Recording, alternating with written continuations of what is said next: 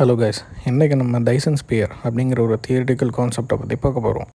So அது என்ன அப்படின்னு பார்த்தீங்கன்னா, நம்ம சூரியனை சுற்றி நம்ம ஒரு ஸ்பியர் மாதிரி ஒரு டிவைஸை வச்சு அதோட எனர்ஜியை டைரெக்டாக நம்ம கன்சியூம் பண்ணுறது தான் டைசன் ஸ்பியர்.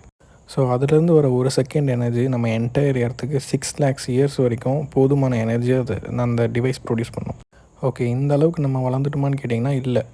ஸோ இன்னமும் நமக்கு தேவையான பவரை தெர்மல் பவர் பிளான்ட், அதாவது அனல் மின் நிலையம், அது மூலயமாவும் 35% ஆஃப் ஓவரால் பவர் எடுத்துகிட்ருக்கோம். So another hand nuclear power plant மூலயமா நம்ம அரௌண்ட் ஆஃப் 9 to 10% ஆஃப் ஹியூமன்ஸ்க்கு தேவைப்படுற எனர்ஜியை நம்ம ஜென்ரேட் பண்ணிகிட்ருக்கோம். இதில் இன்னும் அட்வான்ஸ்ட் லெவல் ஆஃப் ரிசர்ச் போயிட்டுருக்கு. அண்ட் இன்னொரு பக்கம் காற்றாலை மூலமாக நமக்கு தேவையான மின் உற்பத்தியை பண்ணிட்டு தான் இருக்கோம். ஸோ இதோட கான்ட்ரிபியூஷன் பார்த்திங்கன்னா ரொம்பவே கம்மி, அதாவது வெறும் 2% அப்படிங்கிற ஒரு விகிதத்தில் இருக்குது. சரி, ஓகே, இந்த டைசன் ஸ்பியரை எந்த நாகரிகத்தை சேர்ந்தவங்க யூஸ் பண்ணுவாங்க? ஸோ டைப் 2 அப்படிங்கிற நாகரிகத்தை சேர்ந்தவங்க பக்கத்தில் இருக்க அவங்களோட ஸ்டாரை யூஸ் பண்ணி அவங்களுக்கு தேவையான பவரை ஜென்ரேட் பண்ணுவாங்க.